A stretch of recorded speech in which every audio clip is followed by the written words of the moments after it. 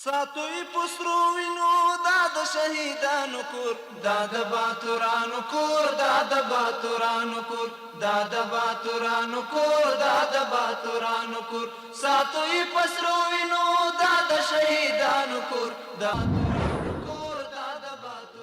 Good evening. Today is Wednesday, January 8, 2025. I'm Suleiman Talash and you're watching RTA News. Maulavi Abdul Salam Hanafi, the administrative deputy of the Prime Minister, met with Saripal Governor Maulavi Muhammad Zarif Muzaffar, Brigade Commander Mufti Muhammad Muqtasid, and several Mujahideen. In the beginning, Maulavi Muhammad Zarif Muzaffar, the governor of Saripal province, on behalf of others, briefed the deputy prime minister on the situation of Mujahideen in the province, local governance and security issues, as well as the activities of local institutions. Mr. Muzaffar added that the local officials in Mujahideen in Saripal province are always striving to provide services to the people and solve their problems. Maulavi Abdul Salam Hanafi praised the activities and actions of the officials of this province in providing excellent services to the people of Saripal. An Afghan delegation led by Sheikh Azizur Rahman Mansoor, Deputy Minister of Guidance, Hajj and Endowments for the Organization of Mysticism and Religious Places, visited the Turkish Academy of Religious Sciences. During the visit, Dr. Anwar Osman, the director of the Turkish Academy of Religious Sciences, welcomed the Afghan delegation and provided them with complete information about the academy. Meanwhile, the Deputy Minister of Guidance, Hajj and Endowment said that the Islamic Emirate will effectively benefit from the extensive and valuable experiences of the Turkish Academy of Religious Sciences.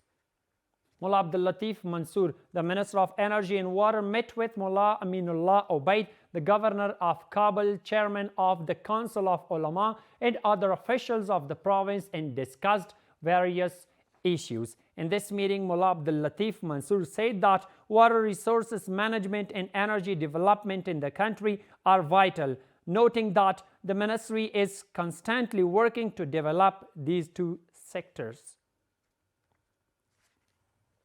A terminal is being built in Maidan Wardak province for passenger vehicles in the southern provinces from the Islamic Emirates budget at a cost of 68 million Afghanis.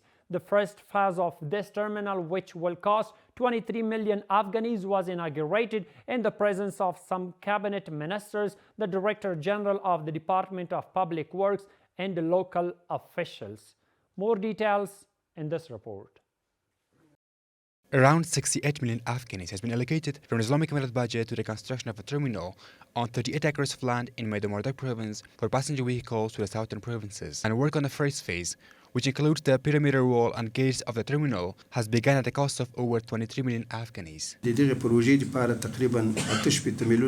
Approximately 68 million Afghanis have been allocated for the completion of this project. In the design and all other construction works of the project are being carried out by the Ministry of Housing and Urban Development. The project has been divided into two lots, with the work on the one lot is being carried out at a cost of 23 million Afghanis. The aforementioned project is worth 68 million Afghanis, the first part of which is being carried out at an estimated cost of 23 million Afghanis. The first part includes perimeter wall and gates. The terminal, which will be completed in two phases, will have the capacity to accommodate about 200 vehicles and will provide employment opportunities for about 1,000 compatriots. The officials consider the terminal a major development project and a joint effort of all of the officials. With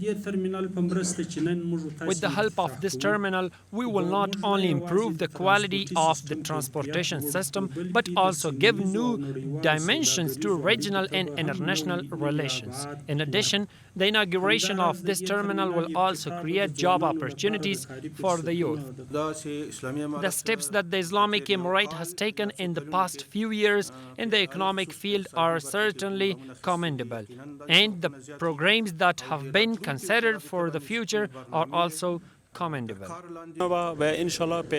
We will complete the work of this project with complete honesty and transparency. We will complete it according to the plan and with full quality. And we assure the people that we will complete this project within the specified time, which is 9 months. Because the second lot is still pending, this project should be put into operation as soon as possible. The officials add that the second phase of the project will begin next year and will improve the quality of transportation services while ensuring that development projects are implemented in a balanced manner across the country. The chief executive officer of the Afghanistan Electricity Company and several representatives of the company in a meeting with Turkish Shah's company officials talked about the provided services by them.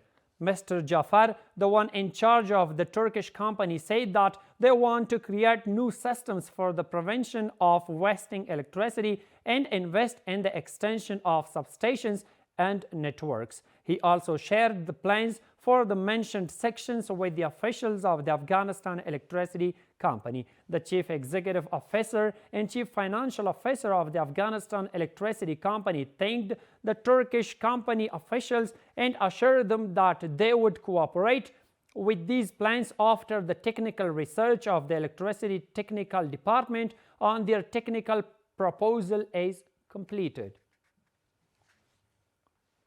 Sheikh Nida Muhammad Nadim, the Minister of Higher Education, chaired a meeting of the Private Universities Commission.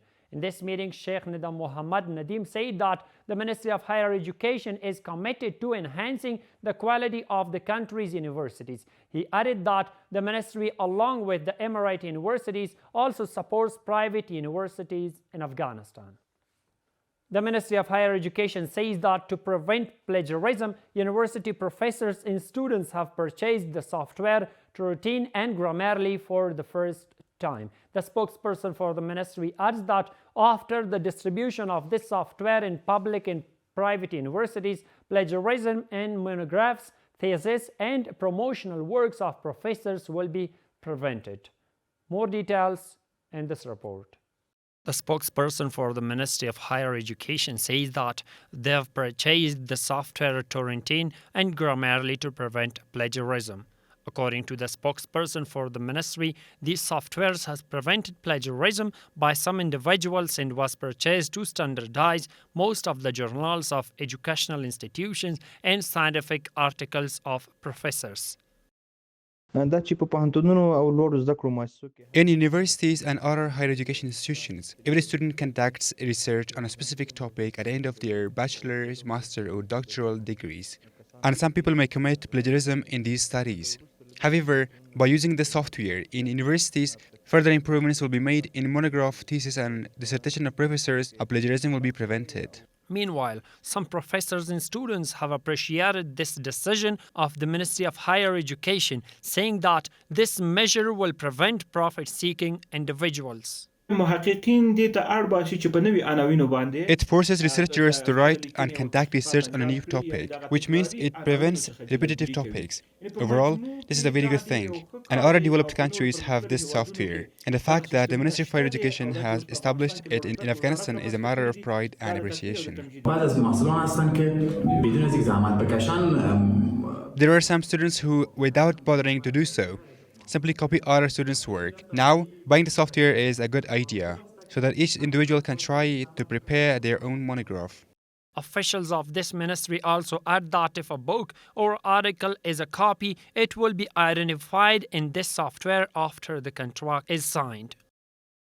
The land distribution process for refugees and returnees has begun in Daman district of Kandahar province.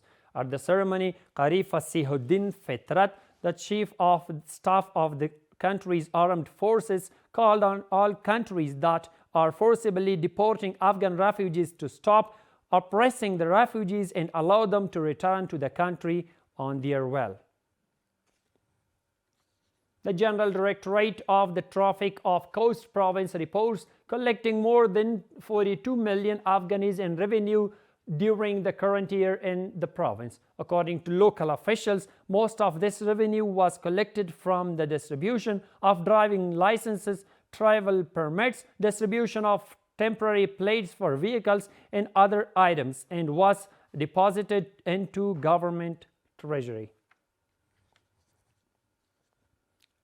And the final one is that the World Food Programme distributed food and non-food items to 2,195 needy families in Waigal district in coordination with the Department of Development and Rural Rehabilitation of Nuristan province. Meanwhile, the Disaster Management Department of Nangarhar province provided cash and non-cash assistance to 68 deserving families in the Pachira Gam district of the province.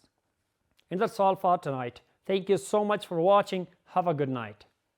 ساتوی پسرو وینو دا د شهیدانو کور دا د باتورانو کور دا د باتورانو کور دا د باتورانو کور دا د باتورانو کور ساتوی پسرو وینو دا د شهیدانو کور دا